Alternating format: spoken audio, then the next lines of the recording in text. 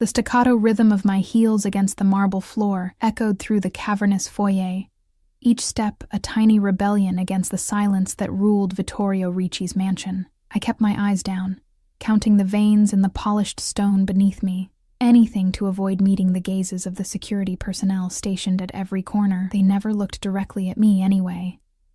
To them, I was just another piece of furniture, another service worker who moved through these halls like a ghost. "More starch next time, Elena." Mrs. Petrov, the head housekeeper, had scolded me that morning, pinching the collar of one of Mr. Ricci's Egyptian cotton shirts between her bony fingers. "And be careful with the cufflinks. The sapphire set went missing last week." The accusation hung in the air between us, unspoken but clear. I wanted to tell her that I'd never steal, that my mother had raised me better than that, even after she was gone, but I needed this job more than I needed dignity. My father's medical bills weren't going to pay themselves, and being a live-in maid for one of Boston's most feared men came with benefits, health insurance being the most important one. The scent of lemon polish and leather permeated the West Wing as I pushed my cleaning cart toward the study. Mr. Ricci was supposed to be out until evening, a rare opportunity to thoroughly clean his private spaces without his intimidating presence. I'd been working here for 3 months, and I'd only glimpsed him a handful of times, usually from a distance, a dark silhouette moving from car to doorway, always surrounded by men in suits who never seemed to blink. I paused outside his study door, listening for any sounds within. Silence. I entered my access code, a luxury afforded to few staff members, and pushed the heavy oak door open. The room smelled of expensive cologne and aged whiskey, a heady combination that made my head swim slightly. Afternoon sunlight slanted through the floor-to-ceiling windows, illuminating dust particles that danced in the air. I moved to the windows first, spraying and wiping the glass until it was invisible.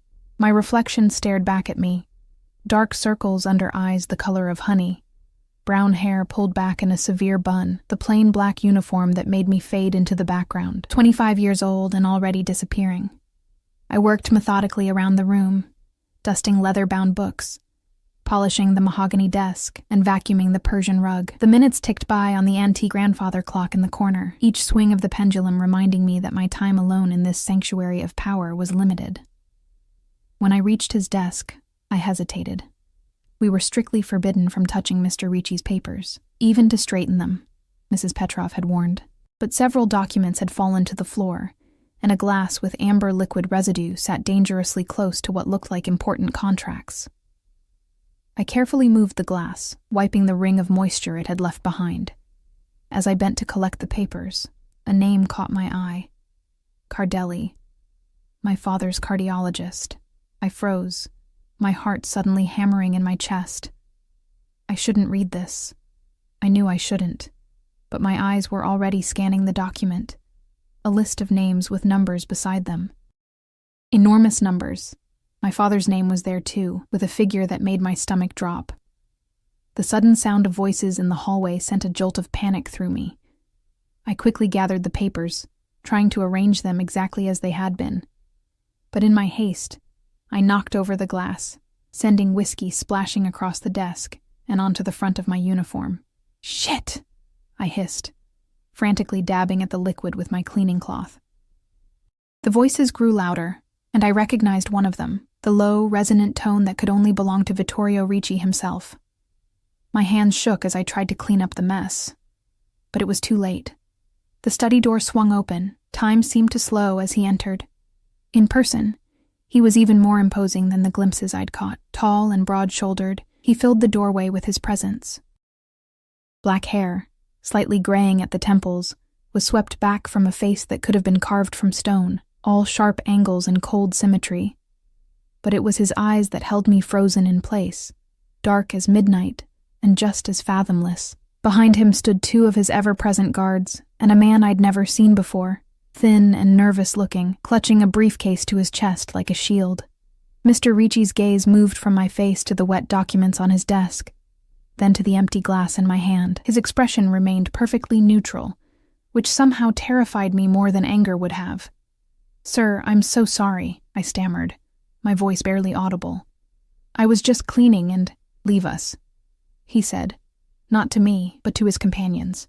The nervous man looked relieved, but the guards hesitated.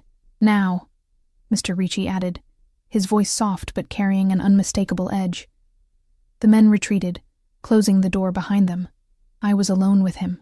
The silence stretched between us, thick enough to choke on. "You're reading my documents," he stated finally. Not a question. "No, sir," I lied instinctively, then immediately regretted it as his eyebrow arched slightly. I saw them on the floor and was picking them up. I didn't mean to—" "Your name?" he interrupted. Elena Russo." "You're new." 3 months, sir." He moved closer, and I fought the urge to step back. His cologne enveloped me, sandalwood and something darker, more primal. He reached past me, his sleeve brushing my arm, and picked up the damp papers. I noticed his hands, strong, with long fingers and perfectly manicured nails. A heavy gold signet ring adorned his right hand. "Do you know what these are, Elena Russo?" he asked, his voice deceptively casual. I shook my head, the lie bitter on my tongue. "Your father is Michael Russo," he continued, his eyes never leaving my face. "Admitted to Massachusetts General 4 months ago. Congestive heart failure." The floor seemed to tilt beneath me. "How do you—" "I know everyone who works for me." He set the papers down and circled around me, like a predator sizing up prey. "Everyone who lives under my roof."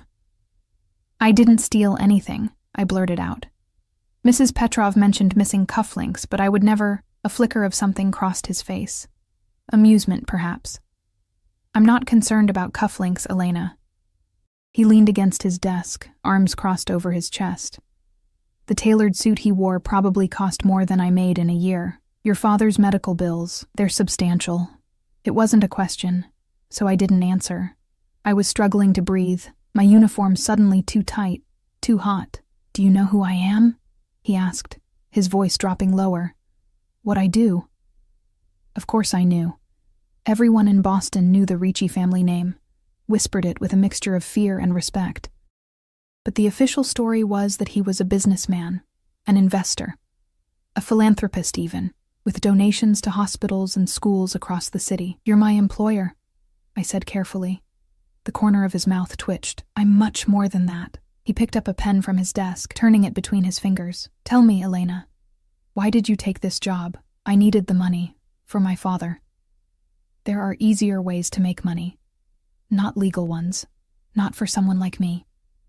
The words escaped before I could stop them. He studied me for a long moment, his dark eyes unreadable. "No," he finally agreed. "Not for someone like you."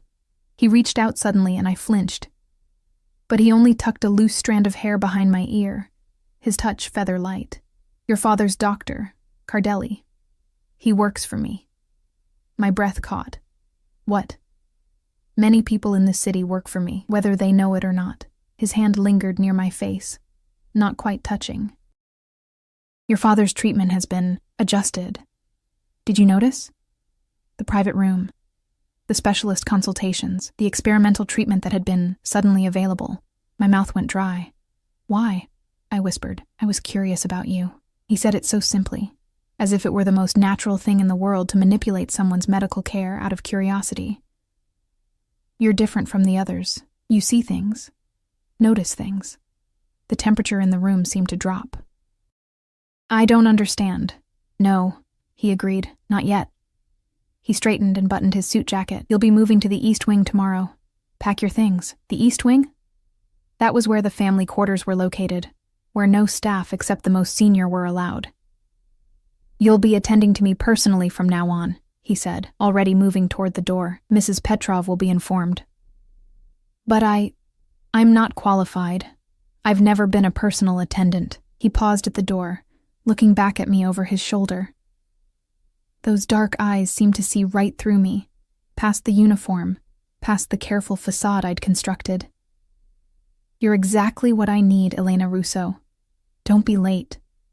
After he left, I stood motionless in the center of the study, the scent of whiskey and cologne still hanging in the air. My future had just been rewritten by a man who collected people like others collected art, valuable assets to be displayed or hidden away at his pleasure. The grandfather clock chimed 4 times, startling me back to reality. I had to call my father to verify he was all right. But as I reached for my phone, I noticed something on the desk that hadn't been there before, a small key with an ornate handle. Next to it was a note in elegant handwriting. East Wing, Suite 3. Midnight. I picked up the key with trembling fingers, its weight disproportionate to its size. Something told me that once I used it, there would be no going back to the invisible girl who polished marble and folded laundry. Outside the study windows, dark clouds gathered on the horizon, promising a storm. I slipped the key into my pocket and continued cleaning, trying to ignore the feeling that I too was being polished and prepared, made ready for a purpose I couldn't yet see. The east wing of the Ricci mansion was like stepping into another world. While the staff quarters in the west wing were functional and plain, everything here spoke of opulence and power. The hallways were wider, the ceilings higher, the artwork on the walls original rather than reproductions. Even the air felt different, heavier somehow, charged with secrets. Mrs. Petrov had been speechless when Mr. Ricci's head of security, a granite-faced man called Dante, had informed her of my promotion. Her thin lips had pressed into an even thinner line as she helped me gather my few belongings. "Be careful, girl," she'd whispered when Dante stepped away. "Mr. Ricci doesn't take personal attendance. Not ever." The worry in her eyes had been genuine, and it frightened me more than any threat could have. Now, as I stood in the suite that would be my new quarters, I understood her concern. This wasn't a servant's room. It was a luxurious bedroom with an adjoining sitting area and private bathroom. A king-sized 4-poster bed dominated the space, draped in midnight blue silk that shimmered in the lamplight. The windows overlooked the estate's manicured gardens, now silvered by moonlight. My few possessions looked pathetic when I set them on the marble-topped dresser. A hairbrush, a dog-eared paperback, a framed photo of my parents from before my mother's death. I placed my phone beside them and checked the time. 11:45 p.m., 15 minutes until midnight. I'd spent the evening in a daze, mechanically unpacking and then pacing the room. I'd called my father at the hospital, relieved to hear his voice, stronger than it had been in weeks. He'd sounded almost like his old self, before the heart attack that had stolen his vitality. When I'd asked about his new treatments, he'd been enthusiastically positive. "The doctor says I'm making remarkable progress," he'd told me. A miracle case, he called it. A miracle with Vittorio Ricci's fingerprints all over it. I changed out of my uniform and into the only decent clothes I owned, black jeans and a simple blue sweater. As I brushed out my hair, letting it fall loose around my shoulders instead of in its usual severe bun, I hardly recognized the woman in the mirror. 3 months of working in this house had hollowed out my cheeks and darkened the circles under my eyes. But there was something else there now, too. A wariness, a hardness that hadn't been there before. At 11:58, I took the key from my pocket and left my room. The hallway was dimly lit and silent. I moved quietly, following the numbering on the doors until I reached Suite 3. My heart hammered against my ribs as I slid the key into the lock. It turned smoothly, and the heavy door swung open without a sound. The room beyond was dark except for a single lamp burning on a side table. It illuminated what appeared to be a private study, smaller than the main one downstairs but no less imposing. Floor-to-ceiling bookshelves lined one wall, while another featured a large fireplace with dying embers glowing in the grate. A leather sofa and 2 armchairs were arranged in front of it. "Close the door." The voice came from the shadows beyond the lamp's reach. I did as instructed, my fingers fumbling with the key as I locked it behind me. Vittorio Ricci emerged from the darkness, a tumbler of amber liquid in his hand. He'd removed his suit jacket and tie, and the top buttons of his shirt were undone, revealing a glimpse of tanned skin and a gold chain. He looked more dangerous in this state of partial undress than he had fully clothed. "Sit," he said, gesturing to one of the armchairs. I perched on the edge, my back straight, hands folded in my lap. He took the seat across from me, studying me over the rim of his glass as he took a sip. "Do you know why you're here, Elena?" "No," I answered honestly. "You're here because you saw something you weren't supposed to see, and because you lied about it." He set his glass down. "I don't tolerate liars in my household." Fear coiled in my stomach. "Are you going to fire me?" A smile ghosted across his lips. "If that's what I wanted, You'd already be gone. Then what do you want from me? He leaned forward, elbows on his knees. In the firelight, his eyes looked almost red. I want your loyalty. You already have it. I work for you. No, you work for a paycheck. That's not loyalty. He reached for a folder on the side table and opened it. Inside were photographs, me visiting my father at the hospital, me walking to the bus stop, me having coffee with my friend Sarah weeks ago. How long have you been watching me? My voice shook despite my efforts to control it. Long enough to know you're perfect for what I need. He closed the folder. There's a rat in my organization, Elena. Someone close to me is feeding information to the Cardelli family. My mind flashed to the document I'd seen. Cardelli, the same name as my father's doctor. You mean Antonio Cardelli, the head of the family that controls North Boston. His face hardened. He's trying to move into my territory and someone is helping him. The reality of who Vittorio Ricci was crashed over me like a wave. Not just a businessman with shady connections, a mafia boss, engaged in a war I'd stumbled into blindly. What does this have to do with me? I asked, though I was beginning to understand. You're invisible to them. The help. Background noise. He waved a dismissive hand. They'll talk in front of you. Let things slip. But you'll be listening for me. You want me to spy for you. It wasn't a question. I want you to be my eyes and ears where I can't be. He picked up his drink again. Starting tomorrow, you'll accompany me everywhere as my personal assistant. You'll be in every meeting, every dinner, every negotiation.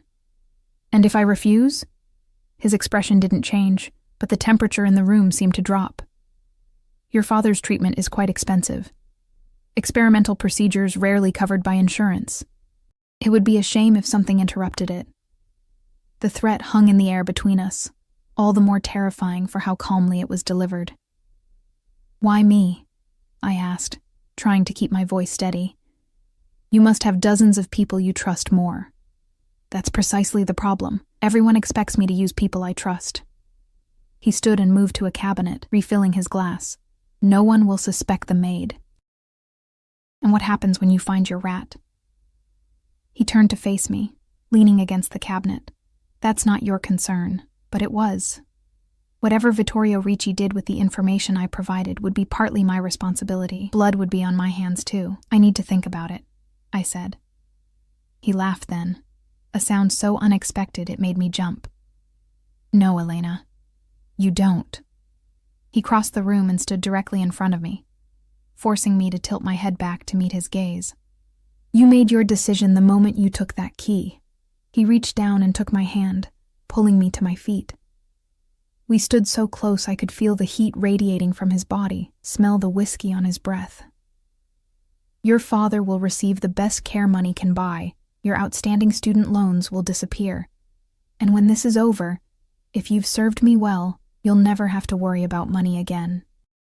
His fingers brushed my cheek, tucking a strand of hair behind my ear just as he had in his study. All you have to do is stay close to me and listen. And report everything I hear. Everything, he confirmed. I should have been repulsed. Should have found the strength to walk away, consequences be damned. But there was something in the intensity of his gaze that held me captive, something beyond fear that made my pulse quicken. When do I start? I asked, my voice barely audible. His smile was slow and victorious. You already have. He stepped away, breaking the spell. Tomorrow morning, 7 a.m., wear this. He handed me a garment bag that had been hanging by the door. You're no longer staff, Elena. You're an extension of me now. You'll dress accordingly. I took the bag, feeling the weight of expensive fabric within. One last thing. He moved to his desk and withdrew a small black box. When he opened it, a delicate gold necklace nestled on velvet, a small diamond pendant catching the light. A gift to mark our new arrangement. Before I could protest, he was behind me, his fingers brushing the nape of my neck as he fastened the clasp. The pendant rested just below my collarbone, cool against my skin. Beautiful, he murmured, his hands lingering on my shoulders. Now, everyone will know you're under my protection, or that I belong to him. The distinction felt dangerously blurred. Get some rest, he said, moving toward the door. Tomorrow will be illuminating. He unlocked the door and held it open for me. a gesture so at odds with what had just transpired that it momentarily confused me. As I passed him, he caught my wrist, his grip firm but not painful. "Remember, Elena, eyes open, ears sharp." His voice dropped to a whisper, "and stay close to me at all times. Some of my associates aren't as civilized as I am." I nodded, unable to find my voice. He released me, and I stepped into the hallway, the garment bag clutched to my chest like armor. "Good night, Elena Russo," he called after me, his voice echoing in the empty corridor. Sweet dreams, but my dreams that night were anything but sweet. They were filled with shadowy figures and whispered threats, blood-stained documents and golden chains that tightened around my throat.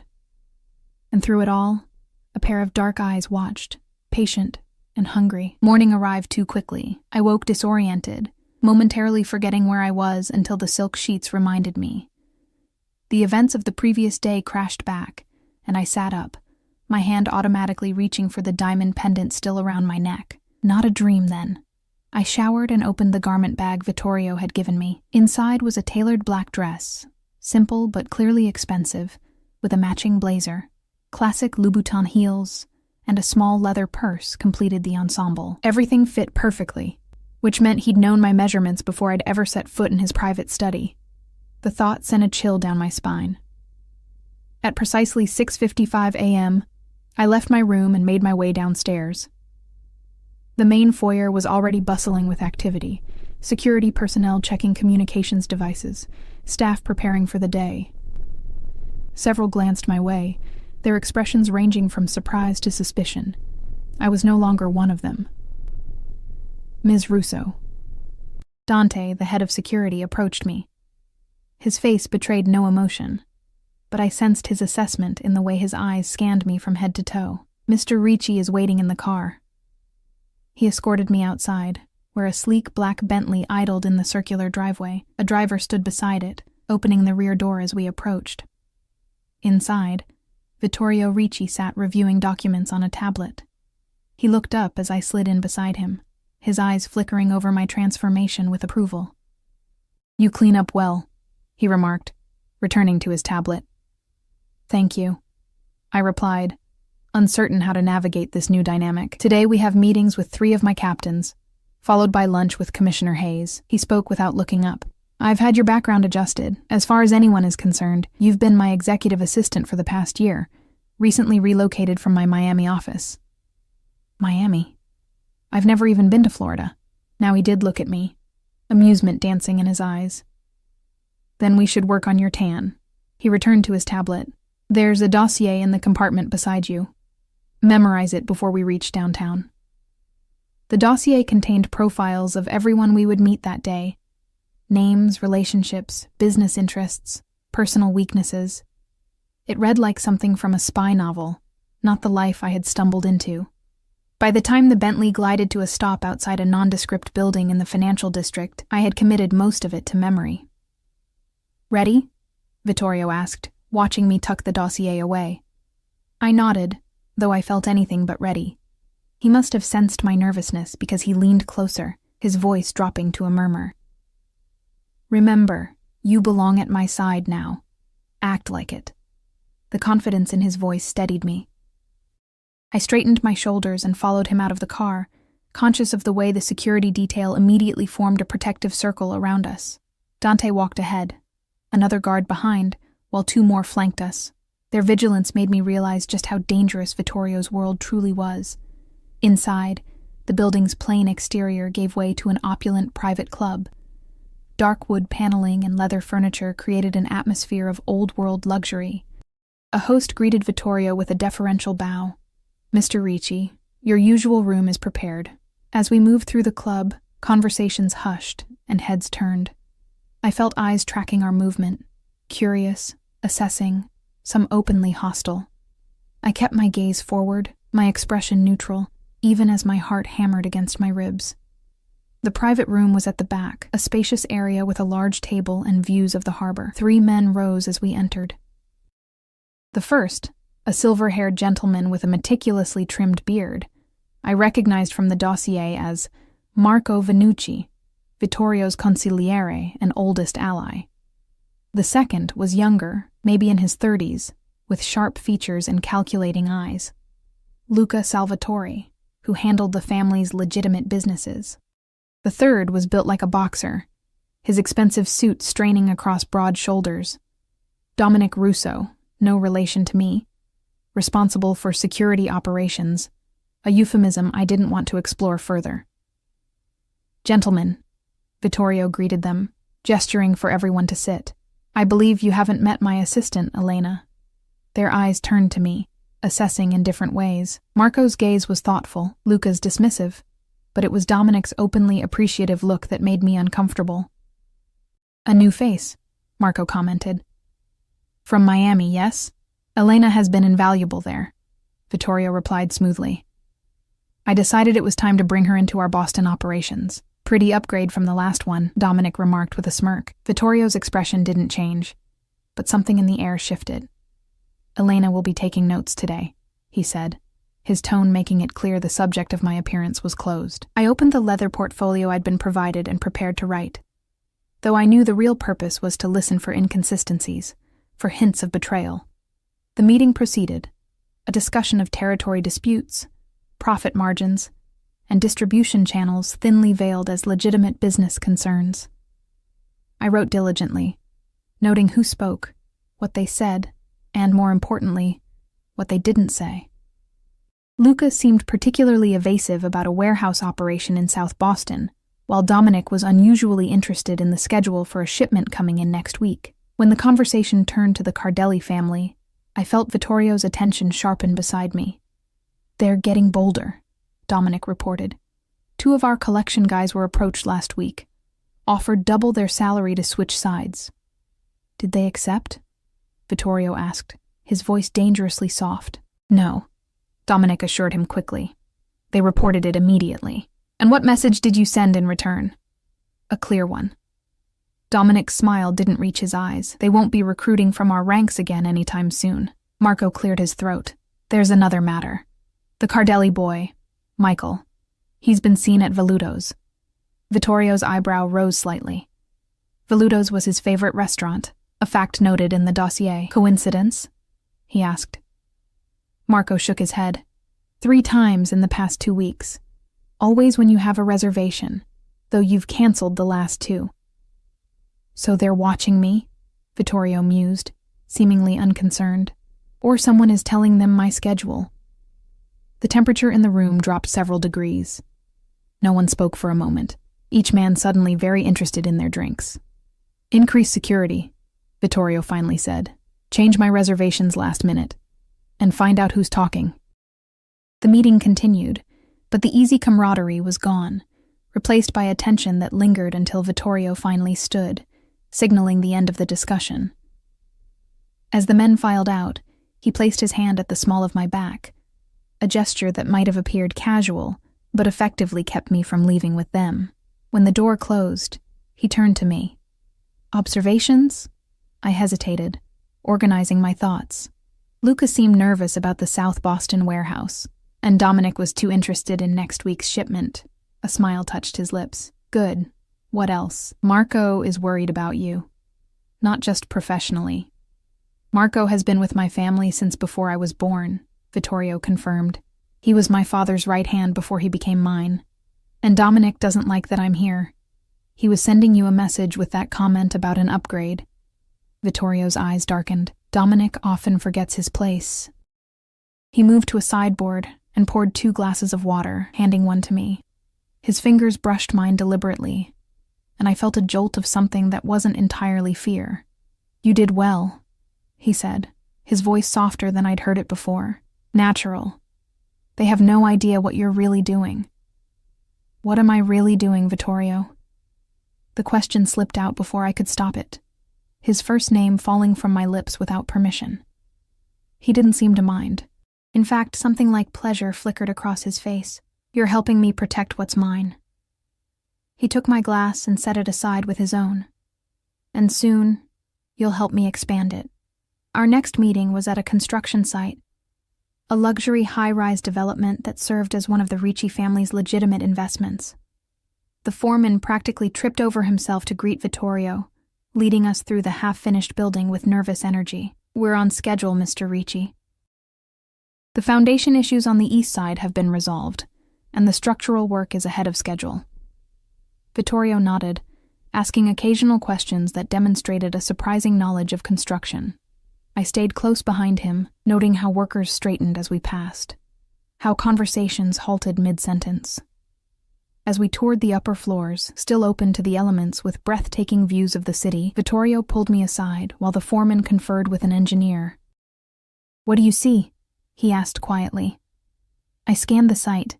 They're using different materials than what's in the plans. I'd noticed the discrepancy in the blueprints the foreman had shown us versus the actual construction. Vittorio's eyes gleamed with approval.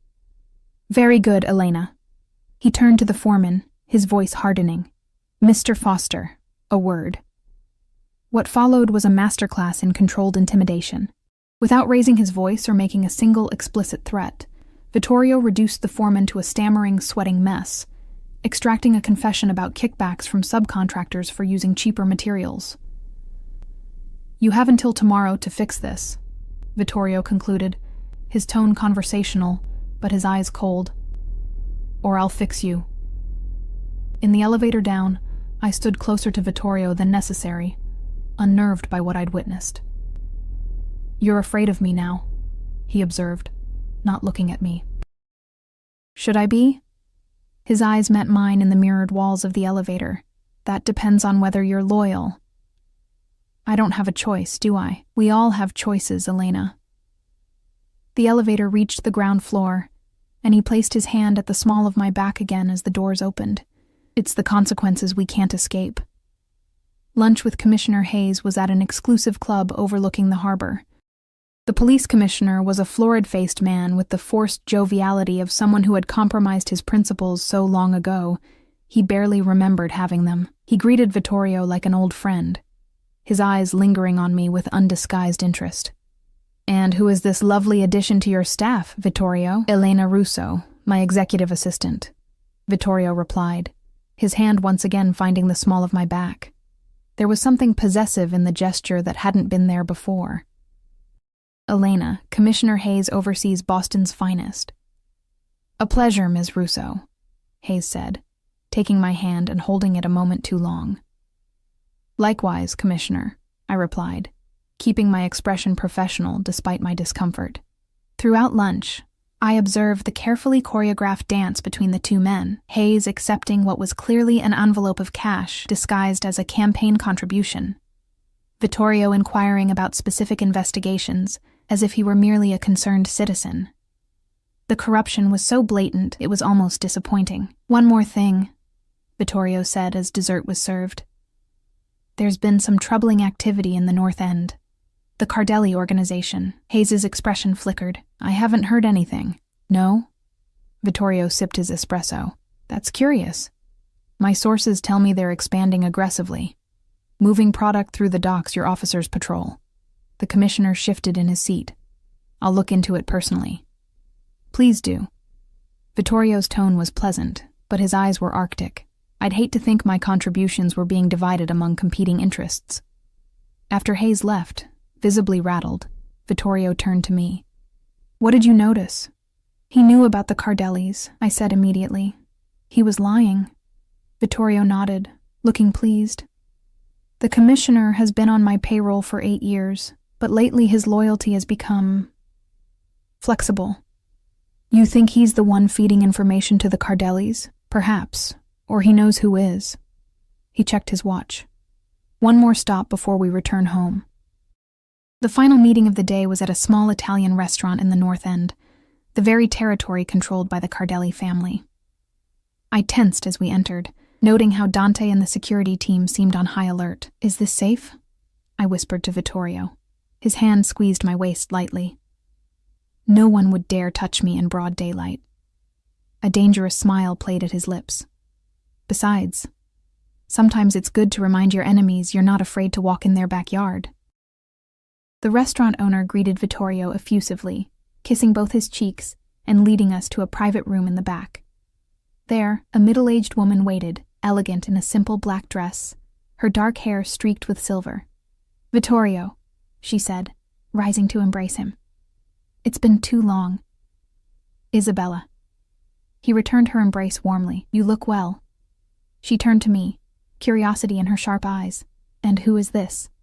"Elena Russo, my new assistant," Vittorio replied. "Elena, this is Isabella Cardelli, Antonio's sister." My blood froze. We were meeting with the enemy, with the sister of the man Vittorio had described as trying to take over his territory. I struggled to keep my expression neutral as Isabella assessed me with calculating eyes. "Russo," she repeated. "Any relation to the Russos of Providence?" "No," I replied, finding my voice. "My family isn't connected." She smiled, though it didn't reach her eyes. "Everyone is connected in some way, dear." Over a meal of exquisite pasta and wine I barely tasted, I watched the strange dance between Vittorio and Isabella. They spoke of neutral topics: art exhibitions, mutual acquaintances, reminiscences of times past, while underneath ran currents of something deeper and more dangerous. "Antonio asks after you," Isabella mentioned casually as dessert was served. "Does he?" Vittorio's tone was equally casual. "You can tell my old friend I'm in excellent health." "He'll be pleased to hear it." She sipped her wine. "He's always admired your resilience. And I've always admired his ambition. Misplaced though it often is." Their eyes met in what seemed like a silent battle of wills. I held my breath, feeling like I was watching two predators circle each other. "Such a shame we can't all be friends again," Isabella finally said, breaking the tension.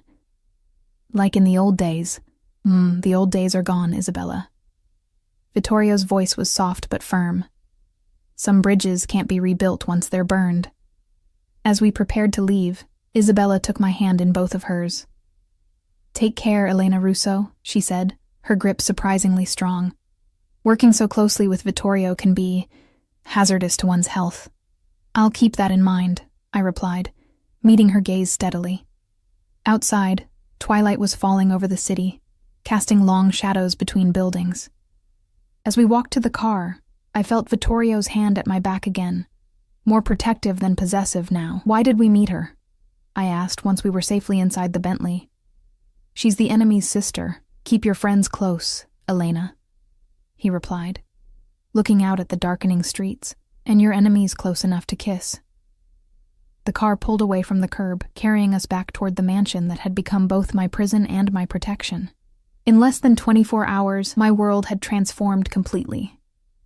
I had entered Vittorio Ricci's inner circle, seen the corruption and power that fueled his empire, and somehow remained standing. But as I watched his profile in the fading light, I couldn't shake the feeling that I had only glimpsed the surface of the dangerous game I was now playing, and that the most treacherous current still lay ahead. The next 2 weeks passed in a blur of meetings, private dinners, and clandestine encounters that gave me an increasingly clear picture of Vittorio Ricci's empire. By day, I stood at his side, the perfect assistant, efficient, observant, and always one step ahead of his needs. By night, I reported everything I had seen and heard, watching as he pieced together the puzzle of betrayal with cold precision. I learned that Vittorio's organization extended far beyond Boston, with interests in New York, Miami, and even overseas. I learned that his legitimate businesses, real estate, import-export, construction, generated almost as much revenue as his illicit operations. And I learned that the war with the Cardelli family had deeper roots than simple territorial disputes. "Antonio and I grew up together," Vittorio told me one evening as we sat in his private study. The hour was late, and he had loosened his tie, a glass of whiskey in hand. Our fathers were allies, then partners, then enemies. History repeating itself. "What happened?" I asked, emboldened by the quiet intimacy that had begun to develop between us during these late-night debriefings. A shadow crossed his face. Antonio's sister, Isabella, the woman we met. She and I were engaged once. The revelation startled me. "You were going to marry into the Cardelli family?" "It was arranged by our fathers. A merger of empires." His eyes were distant, focused on memories. "But Antonio was jealous. He always wanted what I had. When I took over after my father's death, he couldn't stand that I outranked him. So he poisoned the relationship, spread rumors about me to Isabella, about Isabella to me, and the engagement ended, in blood. Vittorio confirmed, his voice hardening. My younger brother confronted Antonio. They argued. My brother ended up dead in the harbor. I gasped softly. Did Antonio... He denied it. Isabella believed him. Vittorio drained his glass. 2 months later, Antonio's right-hand man was found in a similar condition. The families have been at war ever since. And Isabella, she still talks to you? Family is complicated in our world, Elena. He set his glass down and leaned forward. Isabella plays both sides, always has. She's loyal to her blood, but she and her brother don't always agree on methods. The complexity of these relationships made my head spin. Alliances formed and broken over decades, resentments nurtured like precious heirlooms, violence always simmering just below the surface. I think I'm getting closer to identifying our problem, Vittorio said, changing the subject. Thanks to you. I had become adept at watching for patterns, for inconsistencies in what people said versus what they did.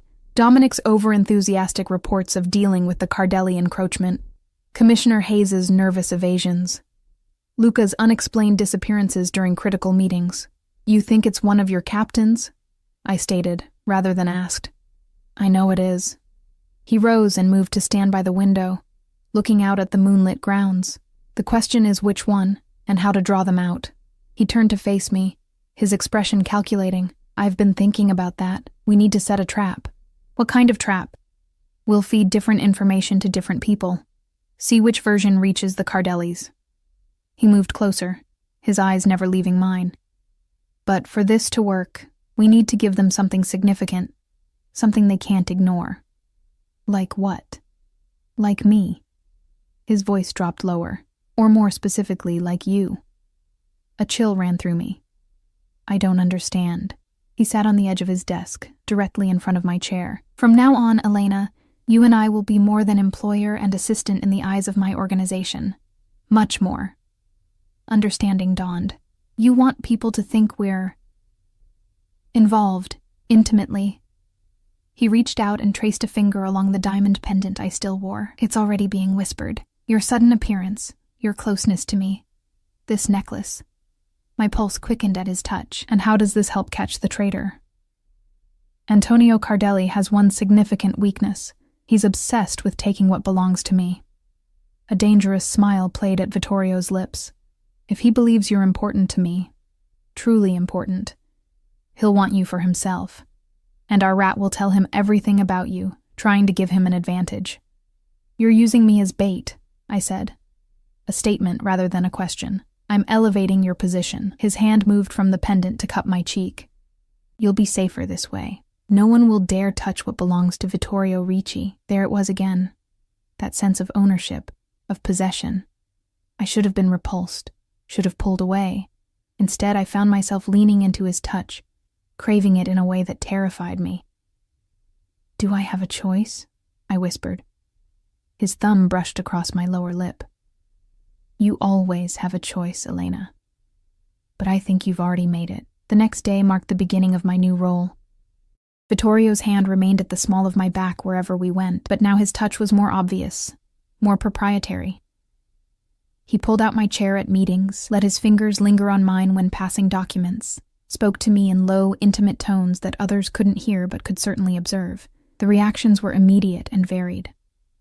Marco watched with paternal concern, Luca with calculating assessment, and Dominic with poorly disguised jealousy. Word spread through the organization like wildfire.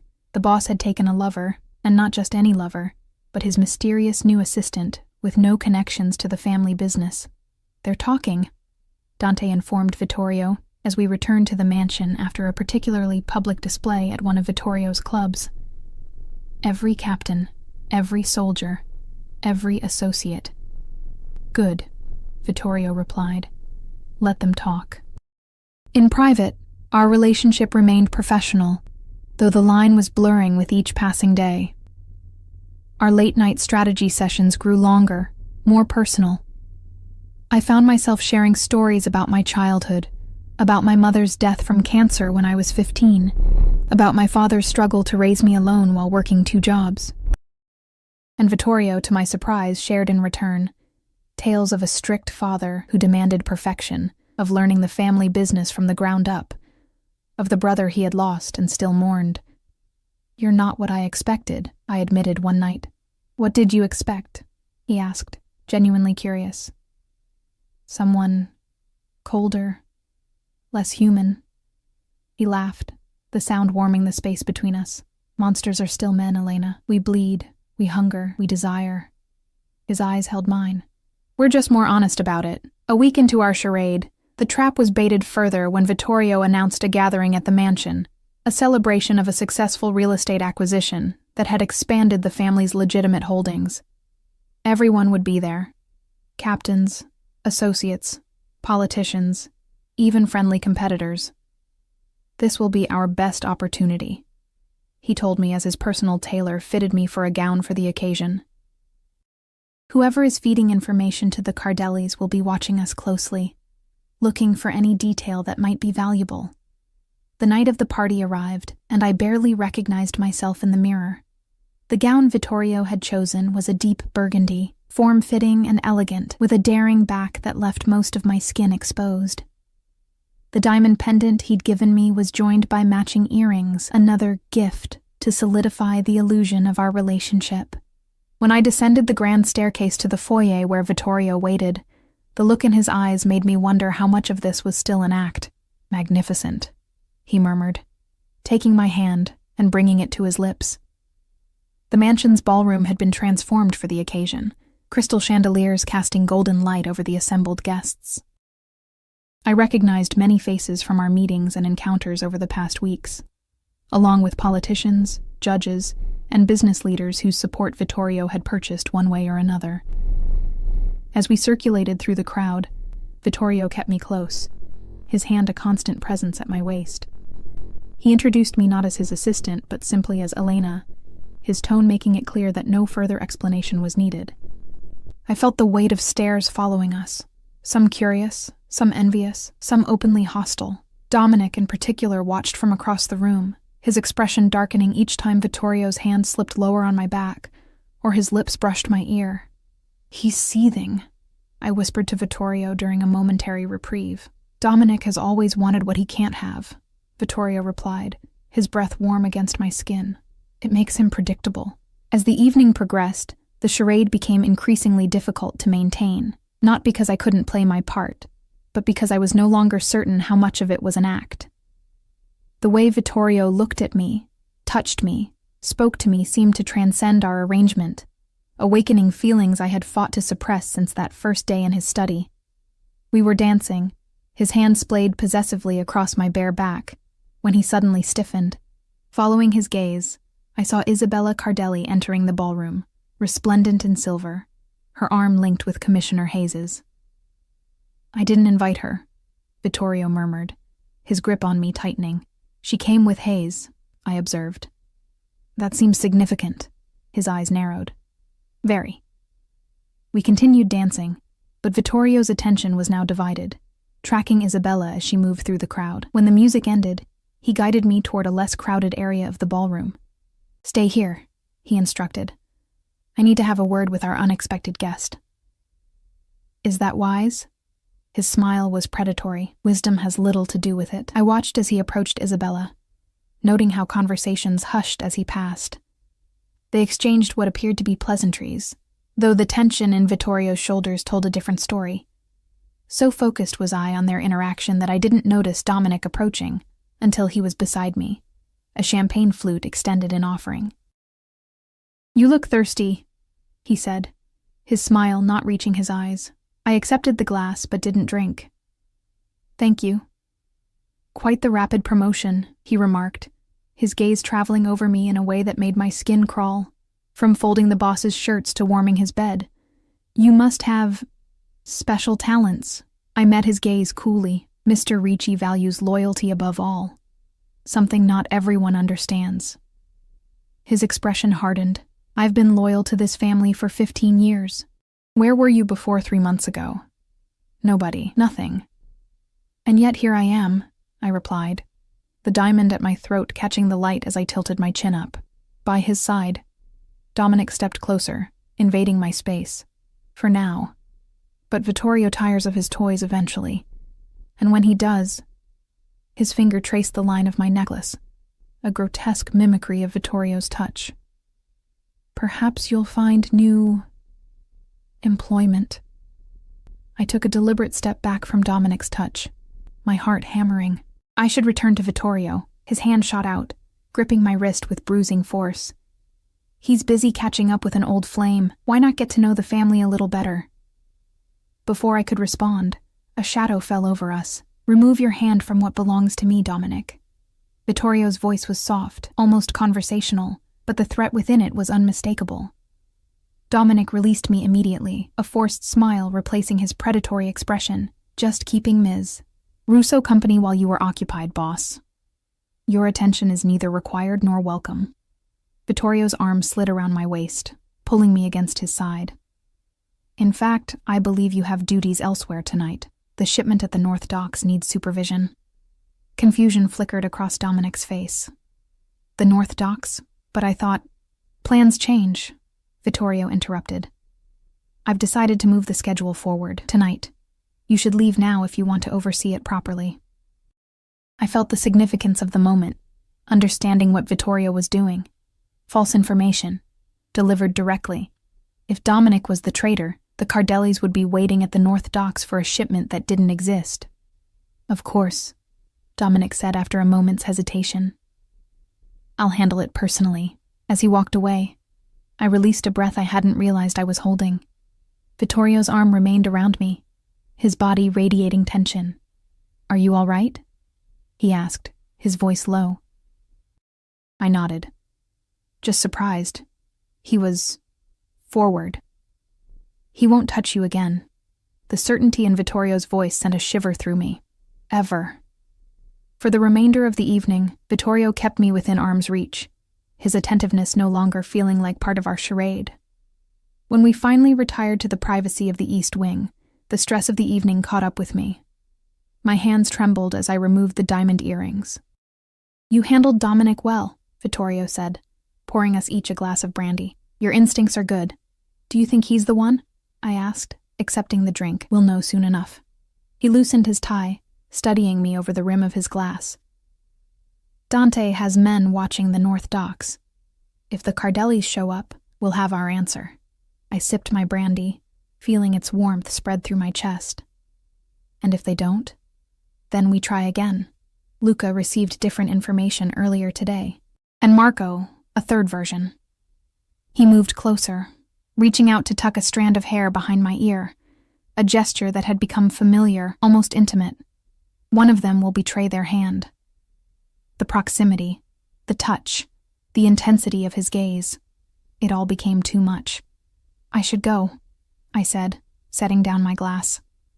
It's late. His hand caught mine as I turned to leave. Elena. Just my name, but the way he said it made me pause. You were magnificent tonight. Every eye in that room was on you. That was the plan, wasn't it? To attract attention. Yes. His thumb traced circles on my palm. But I didn't anticipate how it would affect me, seeing you this way, having everyone believe you're mine. The air between us grew charged, heavy with unspoken desires and dangerous possibilities. I knew I should pull away, maintain the professional boundary that was already blurring beyond recognition. Instead, I found myself swaying toward him. Vittorio. My voice was barely a whisper. His phone rang, the harsh electronic sound shattering the moment. He released my hand to answer it, his expression instantly shifting from desire to calculated interest.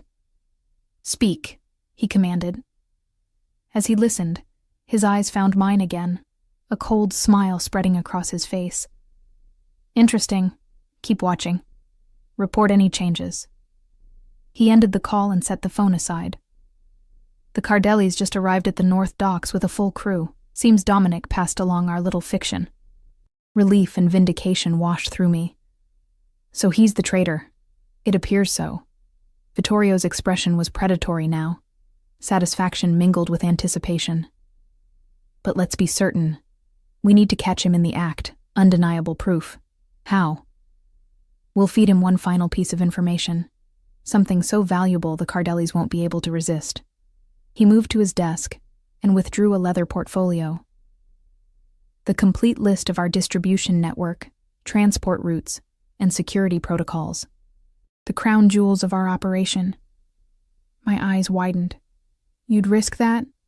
It's a fake, of course, but convincing enough. He handed me the portfolio. Tomorrow morning, you'll take this to the safe in my downtown office. Make sure Dominic sees you doing it. Let him overhear you telling me it's been secured.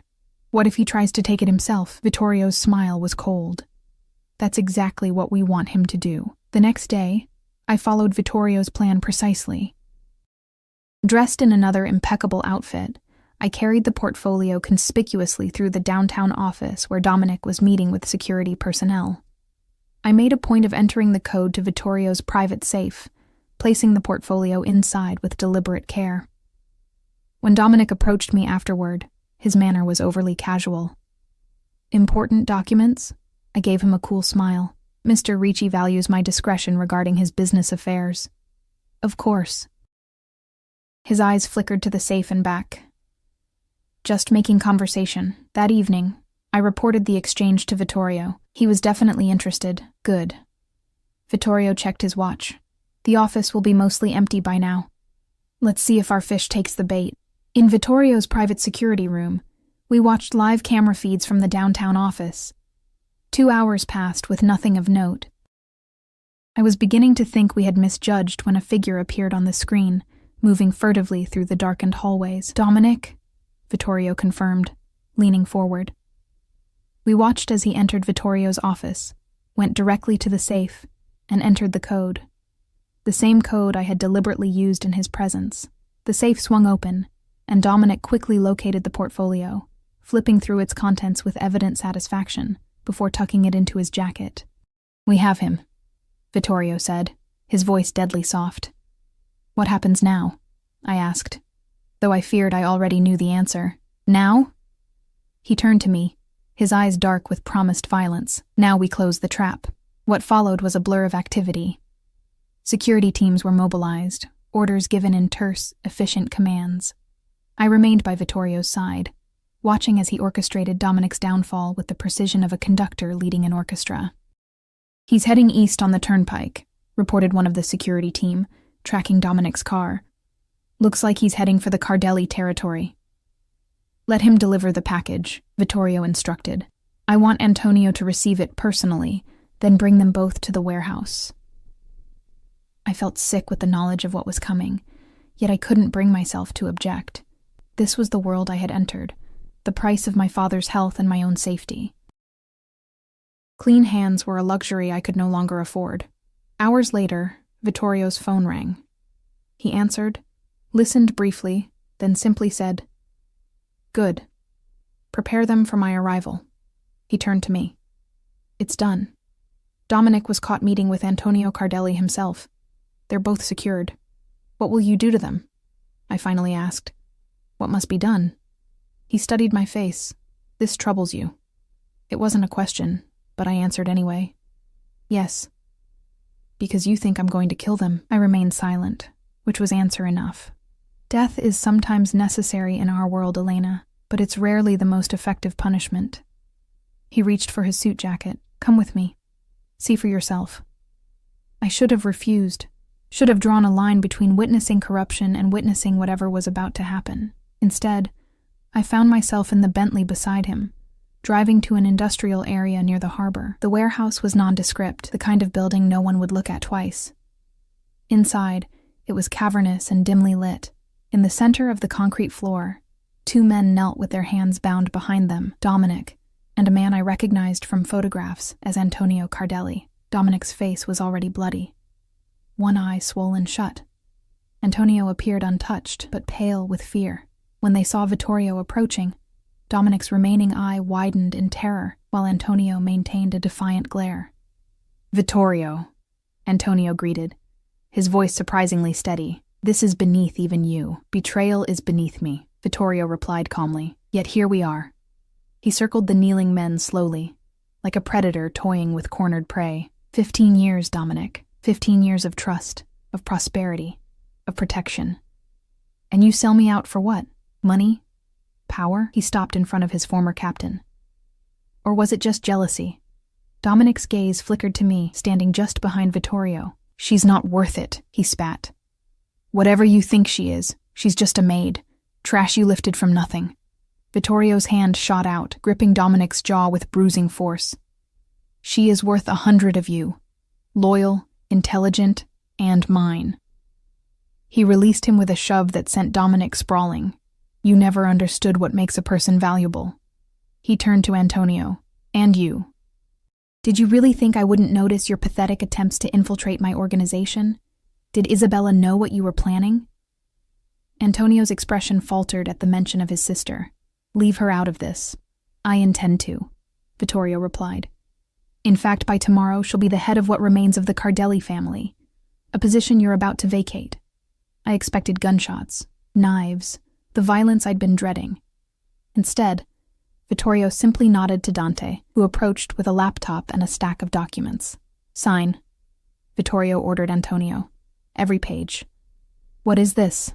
Antonio asked, suspicion evident. The transfer of all Cardelli holdings to your sister's name, your resignation from every company board, your confession to 3 federal crimes I've selected, enough to keep you in prison for 20 years. Vittorio smiled coldly. Your life, in exchange for your empire. Antonio's face drained of color. You can't do this. I already have. Vittorio checked his watch. FBI agents are currently raiding your home with a warrant based on anonymous tips. They'll find exactly what I want them to find. The only question is whether you'll be arrested, or whether you'll be found with Dominic in the harbor. The choice was clear, and Antonio knew it. With shaking hands, he signed every document, effectively surrendering everything he had built. When it was done, Vittorio turned to Dominic. As for you, I'm more traditional with traitors. I closed my eyes, not wanting to witness what came next. But the expected gunshot never came. When I looked again, Dominic was being dragged away, still very much alive. What will happen to him? I asked, as Vittorio guided me back to the car. He'll disappear, Vittorio replied simply. His fate will serve as a reminder to anyone else who might consider betrayal. As we drove back to the mansion, dawn was breaking over the city, painting the sky in shades of gold and rose. I felt exhausted but strangely at peace. The danger had passed. My father was recovering, and I had survived in a world that devoured the weak. What happens now? I asked Vittorio, as the Bentley pulled through the mansion gates. With us? He took my hand, bringing it to his lips. That depends on you, Elena. Your job is done. The threat is eliminated. You're free to go back to your old life if you wish.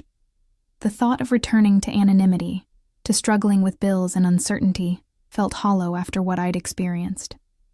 And if I don't wish that? I asked quietly.